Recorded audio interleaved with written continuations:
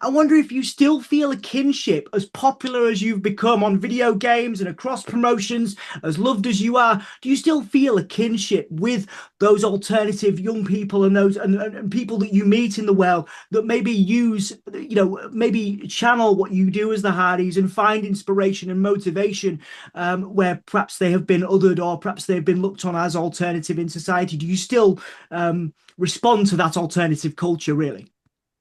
Absolutely. I mean, we do these legendary post-show meet and greets at TNA shows where we sign for 3 hours, 4 hours. The longest we've ever done was six. We signed till 4:35 a.m. in the morning one morning after Bound for Glory, whenever we retired the Dudleys. But there's people that come through those lines and they go, "Thank you so much," because when I was younger, I saw you guys and you guys reminded me of myself. You weren't the normal status quo wrestlers. You guys were different. You were alternative, and you weren't afraid to be yourself. And through you succeeding, it made me feel more confident about being myself. And there's so many people that come and hit us with that. And there's so many people that tell Jeff that. There's so many people now that also talk to him about his sobriety and how much he inspires them, with his sobriety and whatnot. So, dude, we take that very serious.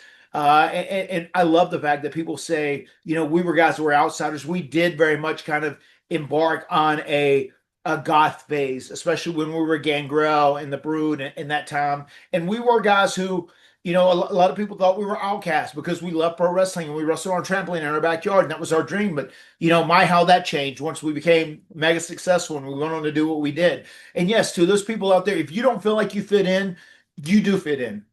Everybody fits in somewhere, and just believe in yourself and do your own thing and feel good about it. Yeah, absolutely. Jeff, I just want to get your thoughts on that as well, because again, you've both been synonymous with alternative culture. And like Matt said there, you've been talked about, your challenges, your struggles, and just how much you've had to go through in wrestling. Do you have anything to add to that point? Because again, just like Matt, you have inspired a lot of people and been synonymous with, in terms of your aesthetic, always, your artwork, your band, all of it, very synonymous with alternative culture. So do you have anything to add to that from that perspective, if I can ask? Yeah, we hear it every day, and it always goes. You probably know this, and you probably hear this all the time. But y'all were my childhood, so we hear that so much, man. And it still means so much of how the connection we have developed over the years, and the people that still show up with love and support for us, and especially me through my recovery journey. It's always cool to hear somebody say, I'm 2 months sober, and you've got a lot to do with that. I'm like, that feels so good,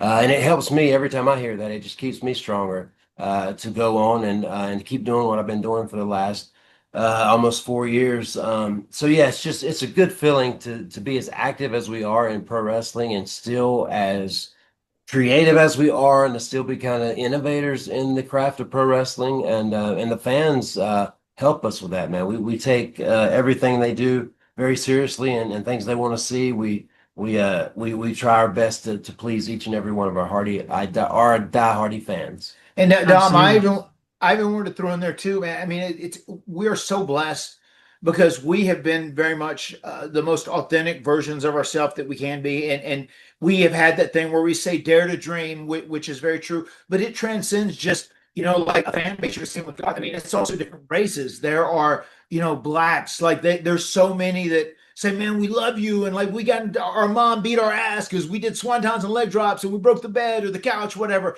Hispanic people, from all different cultures, all different walks of life around the world. And that is truly flattering that we've been able to reach out and touch so many different people from all walks of life. And we find that so inspiring.